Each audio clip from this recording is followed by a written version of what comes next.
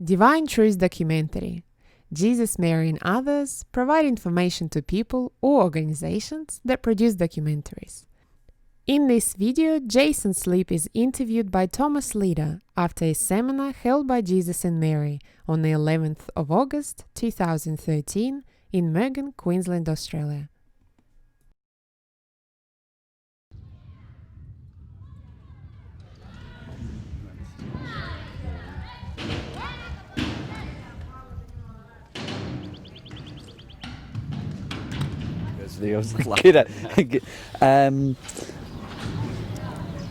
So can you tell me why you chose to find out more about the divine truth? Basically because my life wasn't working. At this stage, our son had just died. Our son was stillborn, full term. And before that, my partner and I had already sort of met each other on a spiritual journey, through workshops and just learning about love, basically. And looking back now, we'd stagnated. Our lives weren't really changing, getting better. And I guess the crux was that our son dying sort of opened us up somehow, that we heard of AJ a year before the death of our son, but sort of wasn't interested because what we were learning on this other path we felt was it.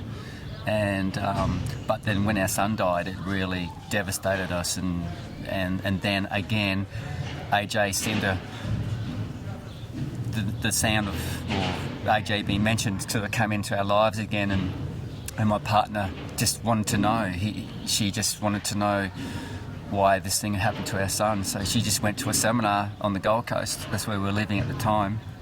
And she just went straight up to him. I didn't go because I was in judgment. I said, this guy saying he's Jesus. I thought, well, a bit of a, how arrogant is that? And what a wanker type thing. And not really realising now how arrogant I was, just prejudging someone. But, understandable, because this is what's the whole world's going through. So I've been through it myself. And being out here for 2 years now, listening and meeting him and having conversations, he's probably the most loving person I've ever met in my life. But that's sort of how it came about. The crux was the death of our son, that I've been asking questions about why things happen in my life, but the death of our son was pretty huge, and so we wanted to know why, and this man felt that he could give us some understanding, and that sort of led on to, I still hadn't met him at this stage, so after that I was curious and just started listening to the recordings off the internet.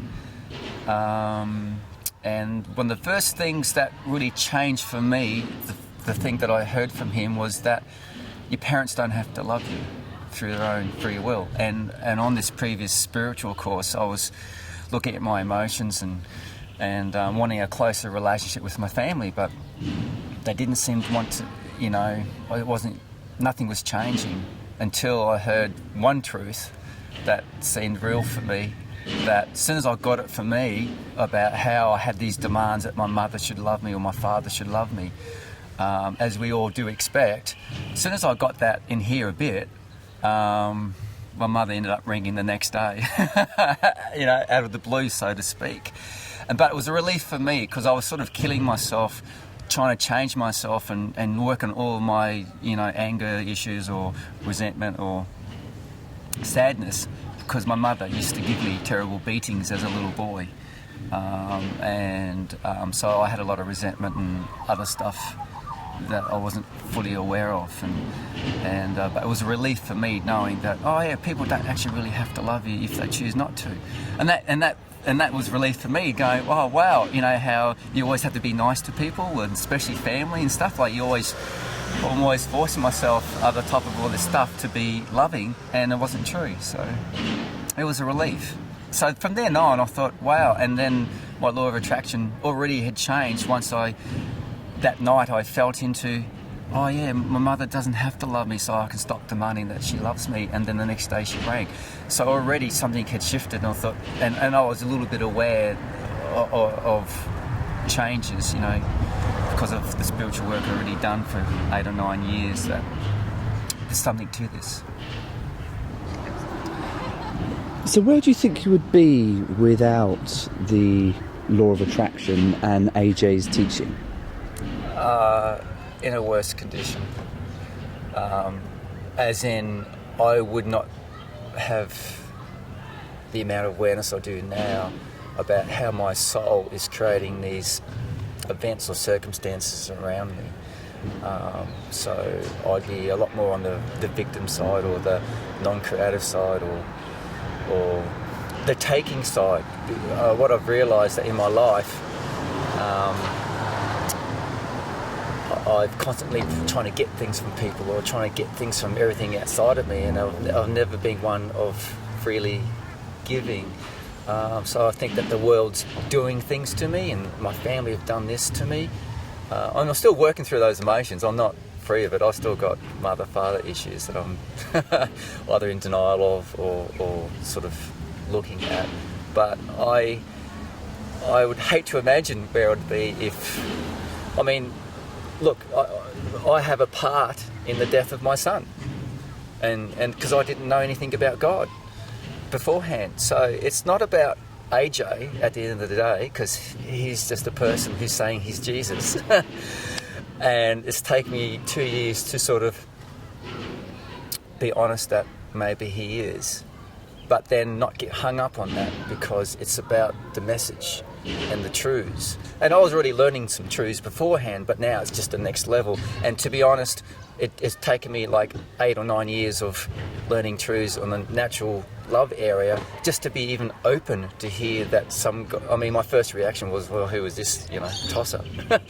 So that showed you how much resistance I have just to everything, not have the spirit of investigation to go, well, maybe it's worth a listen. And now I actually appreciate the Bible a lot more, because I was forced to go to Sunday school as a little boy, and I hated it, because they'd talk in church and it was dull and boring, and talking about this guy who could do this or walk on water. I'm going, well, it didn't inspire me at all, and in fact I couldn't relate to the Bible. But now I actually can relate to it and be more discernful about what's loving in the Bible and what's not loving in the Bible. And I actually understand it energetically now. So even if it was true that Jesus could walk on water, I could understand it energetically as a possibility, or him coming back as the Holy Ghost or whatever. I get that spiritual concept now, where before I wanted nothing to do with the Bible. In fact, the first time I tried to read the Bible was when I almost killed myself in a motorbike accident, and I went, right, I'm in hospital, I'm going to start reading it. I got through the first 3 or 4 pages, and I just couldn't read it. It was just so boring, and I just couldn't understand it, couldn't relate to it. But now, the way he's explaining things, it's like, oh yeah, now it's interesting, at least.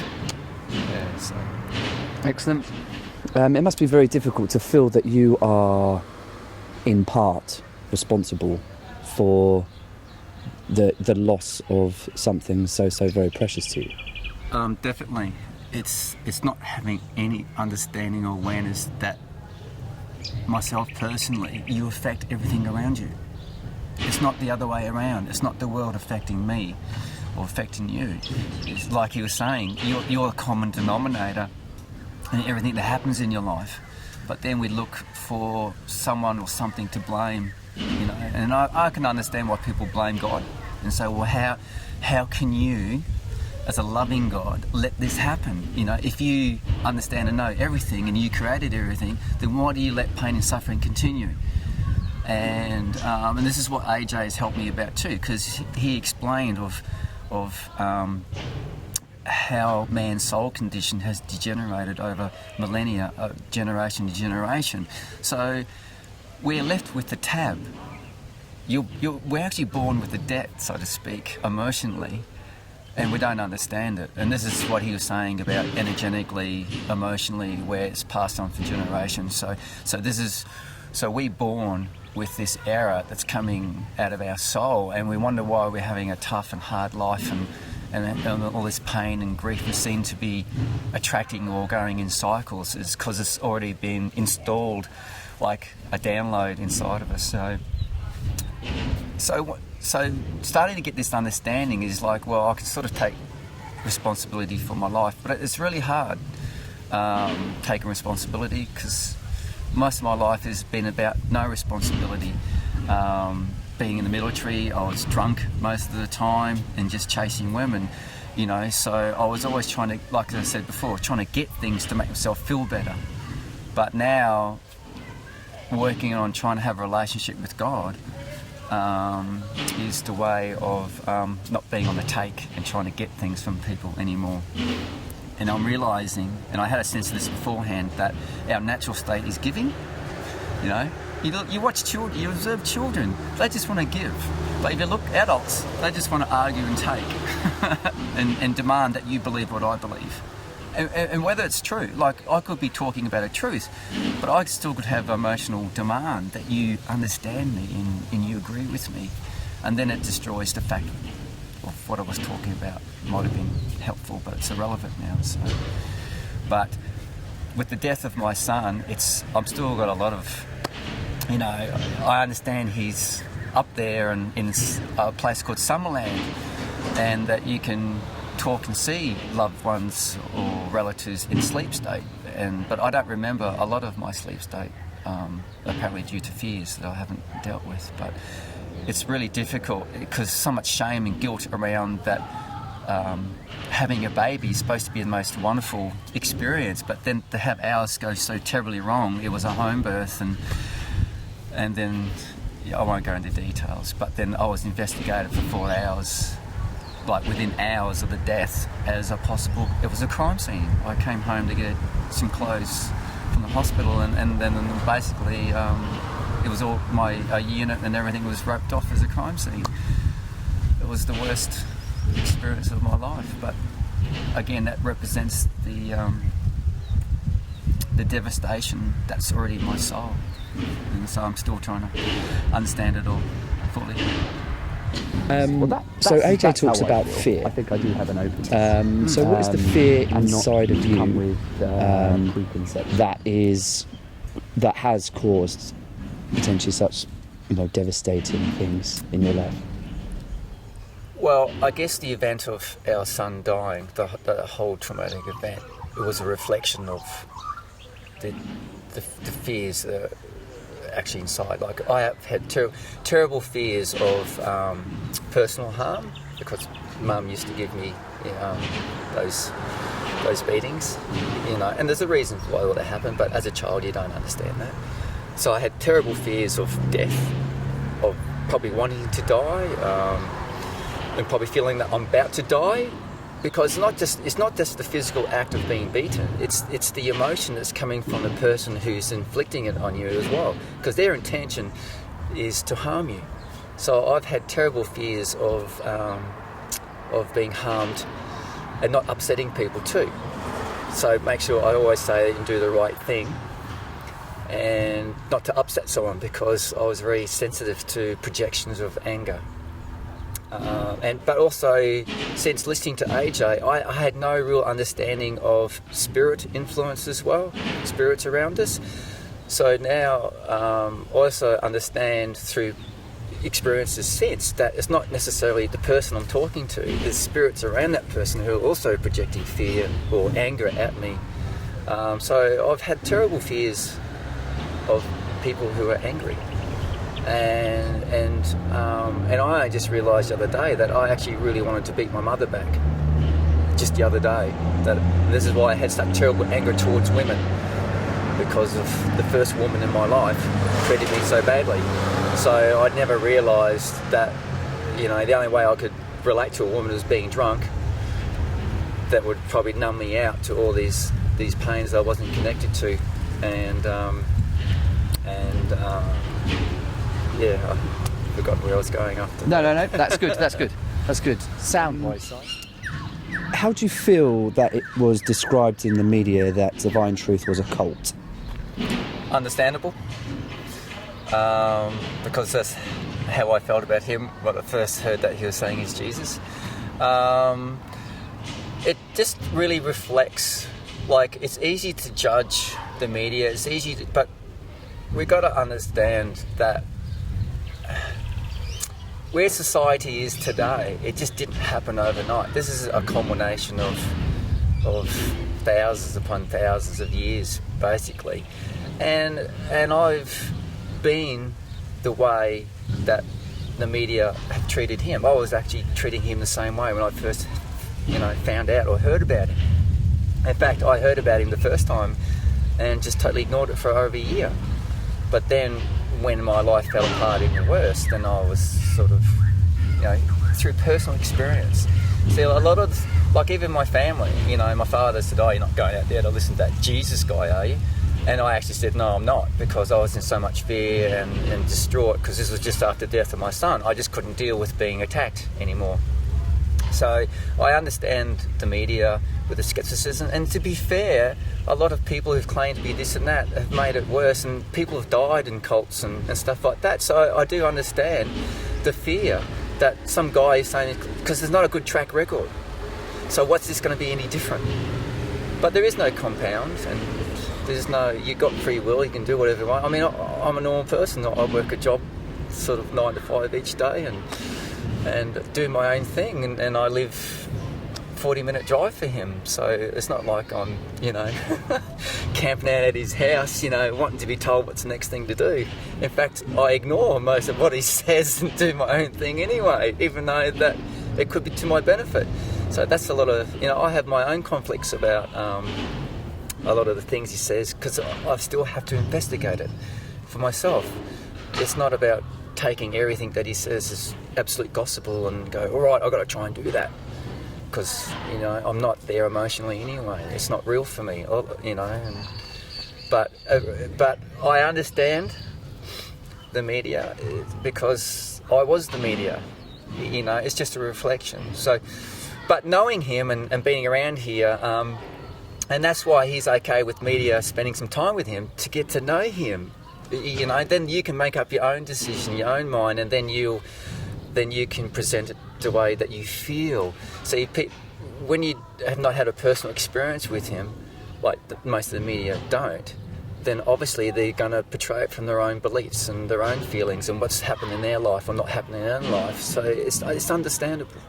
So it's sometimes it feels a bit like, hurtful, but then that's my own injury too, not to take it personally, but everyone gets attacked every moment of the day.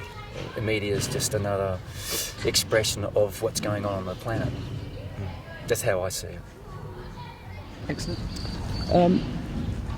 So how has AJ and Mary and the Divine Truth helped you in your grieving process, and also have they in some ways helped you feel closer to your child that you lost? Yeah, because we've gone up to them and spoken with them personally, either as a couple or individually, about things, and it's just they're explaining it as matter-of-factly about what's happening for you.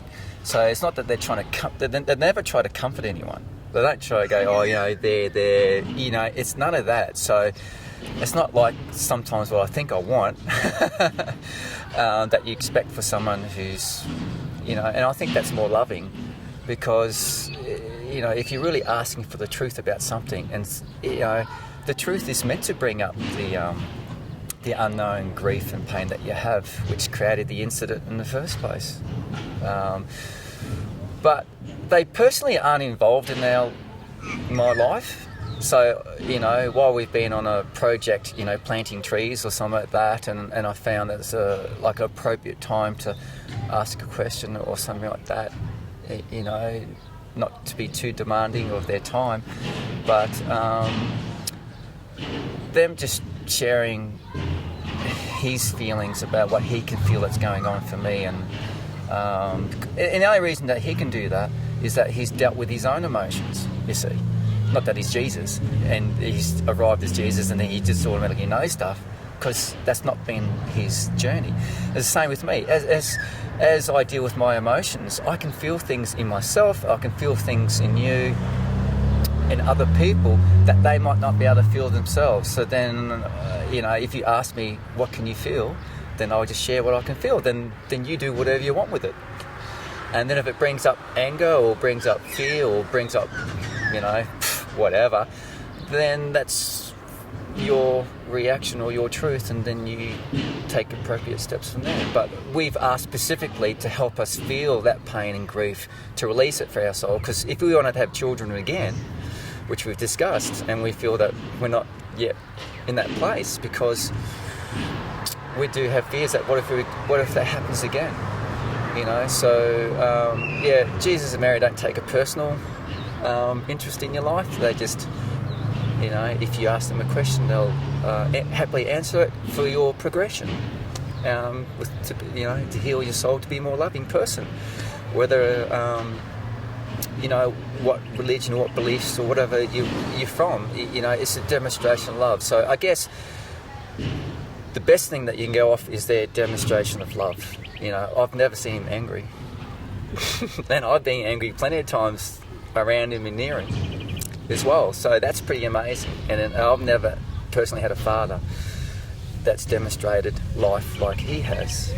So it's the demonstration that I've never seen anyone in my life demonstrate before. And I've been around some quite loving people, but not quite like him and her as the one soul, so to speak.